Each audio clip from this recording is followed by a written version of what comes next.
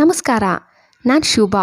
ನಾವು ರೆಗ್ಯುಲರ್ ಬಳಸೋ ರೈಸಲ್ಲಿ ಹುಳು ಬೀಳಬಾರ್ದು ಅಂತಂದರೆ ನೀವು ರೈಸ್ ತಂದಿದ ತಕ್ಷಣ ಸ್ವಲ್ಪ ಅರಿಶಿನ ತುಂಡು ಅದರೊಳಗಡೆಗೆ ಹಾಕ್ಬಿಟ್ಟು ಮೇಲೆ ಇಡೋದ್ರಿಂದ ಬೇಗ ರೈಸಲ್ಲಿ ಹುಳು ಬೀಳಲ್ಲ. ಬೇಕಾದರೆ ಟ್ರೈ ಮಾಡಿ ನೋಡಿ.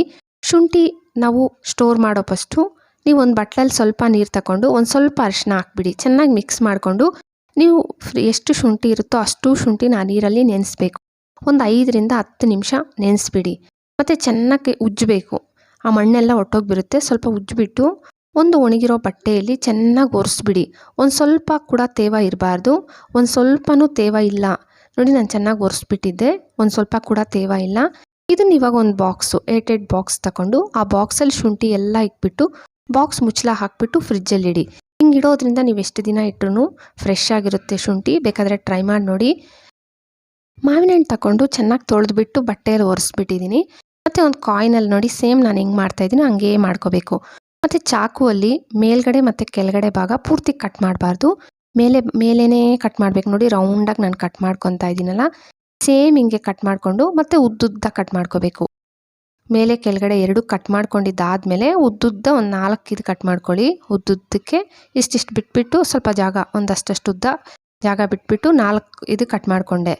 ನಮಗೆ ಇವಾಗ ಮಕ್ಕಳಿಗೆ ತಿನ್ನಕ್ಕೆ ಕೊಡೋವಾಗ ಮಕ್ಕಳು ಏನು ಮಾಡ್ತಾರೆ, ಅವ್ರಿಗೆ ಸಿಪ್ಪೆ ತೆಗೆದು ಕೊಡಬೇಕು ಮಕ್ಕಳಿಗೆ ಮಾತ್ರ. ನಿಮಗೆ ಇದು ತುಂಬ ಸುಲಭ ನೋಡಿ. ಮೇಲೆ ಸಿಪ್ಪೆ ತುಂಬ ಸುಲಭವಾಗಿ ಬಂದುಬಿಡುತ್ತೆ.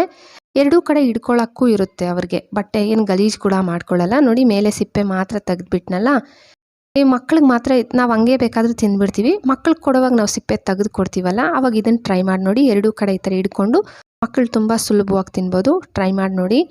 ಹಿಂದ್ಗಡೆ ಪೋರ್ಕ್ ಚುಚ್ಚಿದ್ದೀನಿ. ಚುಚ್ಚಿಬಿಟ್ಟು ಪೀಲರಲ್ಲಿ ನೀಟಾಗಿ ಸಿಪ್ಪೆ ತೆಗೆದುಬಿಡಿ. ನೋಡಿ ಮೇಲೆ ಭಾಗ ಮಾತ್ರ ಸಿಪ್ಪೆ ಕಮ್ಮಿ ಪ್ರಮಾಣದಲ್ಲಿ ಹೋಗುತ್ತೆ. ಮೇಲೆ ಸಿಪ್ಪೆ ಎಲ್ಲ ನೀಟಾಗಿ ತೆಗೆದುಬಿಟ್ಟು ನಾನು ನೀಟಾಗಿ ಸಿಪ್ಪೆ ಎಲ್ಲ ತೆಗೆದ್ಮೇಲೆ ಮತ್ತು ಚಾಕುವಲ್ಲಿ ಫ್ಲವರ್ ಥರ ಕಟ್ ಮಾಡ್ಕೊತಾ ಇದ್ದೀನಿ. ನಿಮಗೆ ಬೇರೆ ಬೇರೆ ಡಿಸೈನ್ಸ್ ಬಂದರೆ ಅಂದರೆ ನಾವು ಹಿಂಗೆ ಕೊಡ್ಬೋದು. ಇವಾಗ ಇದಕ್ಕೆ ನೋಡಿ ಏನು ಐಸ್ ಕ್ರೀಮ್ ಥರ ಮಕ್ಕಳು ತಿನ್ನೋಕ್ಕೆ ಇಷ್ಟಪಡ್ತಾರೆ. ತುಂಬ ಚೆನ್ನಾಗಿರುತ್ತೆ. ಈ ಥರ ಹಿಡ್ಕೊಂಡು ನೀಟಾಗಿ ತಿಂದುಬಿಡ್ಬೋದು ಮಕ್ಕಳು. ನೋಡಿ ತೋರಿಸ್ತಾ ಇದ್ದೀನಿ. ಟ್ರೈ ಮಾಡಿ ನೋಡಿ ಈ ಟ್ರಿಕ್ಸ್ ಕೂಡ. ಟೂತ್ ಪಿಕ್ ತಗೊಂಡು ನಿಮಗೆ ಚಾಕು ಇಲ್ಲ, ಅಕಸ್ಮಾತ್ ನಾವು ಎಲ್ಲನ ಹೋಗಿದ್ದೀವಿ, ಮಕ್ಕಳಿಗೆ ನಾವು ಸಿಪ್ಪೆ ತೆಗೆದು ಕೊಡಬೇಕು, ನಮ್ಮ ಹತ್ರ ಚಾಕು ಇಲ್ಲ, ಆ ಟೈಮಲ್ಲಿ ನೀವು ಈ ಟ್ರಿಕ್ಸ್ ಟ್ರೈ ಮಾಡ್ಬೋದು. ಇದು ತುಂಬ ಸುಲಭ ನೋಡಿ. ಟೂತ್ ಪಿಕ್ಕಲ್ಲಿ 4 ಕಡೆ ನಾನು ಸೇಮ್ ಈ ಥರ ಗೆರೆ ಥರ ಹಾಕ್ಕೊಂಡು ಬಂದಲ್ಲ, ಮತ್ತು ಟೂತ್ ಪಿಕ್ನ ಅದರೊಳಗಡೆಗೆ ಹಾಕ್ಬಿಟ್ಟು ನಿಧಾನವಾಗಿ ಹಿಂಗೆ ಅನ್ನಿ. ಎರಡೂ ಕಡೆ ಅನ್ನಬೇಕು ನೋಡಿ. ಈ ಸೈಡ್ ಆ ಸೈಡ್ ಎರಡೂ ಕಡೆ ಅಂತ ಇದ್ದೀನಲ್ಲ, ಸೇಮ್ ಒಳಗಡೆಯಿಂದ ಹಿಂಗೆ ಅಂದ್ಬಿಡಿ. ಎಲ್ಲ ಕಡೆ 4 ನಾನು ಈ ಥರ ಉದ್ದಕ್ಕೆ ಕಟ್ ಮಾಡಿದ್ದೀನಲ್ಲ, 4 ಕಡೆಯಿಂದನೂ ಸೇಮ್ ಹಿಂಗೆ ಮಾಡ್ಕೋಬೇಕು. ನಾನು ಸ್ವಲ್ಪ ವಿಡಿಯೋದಲ್ಲಿ ನಿಧಾನ ಮಾಡ್ತಾಯಿದ್ದೀನಿ, ನೀವು ಬೇಗ ಬೇಗ ಈ ಥರ ಅಂದ್ಬಿಡ್ಬೋದು. ಮತ್ತು ನೋಡಿ ಎಷ್ಟು ಸುಲಭವಾಗಿ ಸೇಮ್ ಬಾಳೆಹಣ್ಣು ಸಿಪ್ಪೆ ತೆಗೆದಷ್ಟೇ ಸುಲಭ ನೀವು ಮಾವಿನ ಹಣ್ಣು ಸಿಪ್ಪೆ ತೆಗೆಯೋದು ಕೂಡ. ಟ್ರೈ ಮಾಡಿ ನೋಡಿ ಈ ಟ್ರಿಕ್ಸ್ ಕೂಡ. ಈ ಥರ ವೇಸ್ಟ್ ಬಾಕ್ಸ್ಗಳಂತೂ ಇದ್ದೇ ಇರುತ್ತಲ್ವ, ಇದಕ್ಕೆ ಹೋಲ್ಸ್ ಮಾಡ್ಕೊಬಿಟ್ಟು ಮೇಲೆ ಒಂದು ದಾರ ಕಟ್ಬಿಟ್ಟು ನೀವು ಸಿಂಕ್ ಹತ್ರ ನೇತಾಕ್ಬಿಡ್ಬೋದು. ಇವಾಗ ನಾವು ತಟ್ಟೆ ಎಲ್ಲ ತೊಳೆದಾಗ ತರಕಾರಿದು ವೇಸ್ಟ್ ಎಲ್ಲ ನೋಡಿ ಆ ಬಾಕ್ಸ್ ಒಳಗಡೆಗೆ ಹಾಕ್ಬಿಟ್ರೆ ಅಂದರೆ ನಾವು ಸಿಂಕಲ್ಲಿ ಹೋಗಿ ತಗಲ್ಕೊಳ್ಳೋದಿಲ್ಲ ಹೋಲ್ಸಲ್ಲಿ.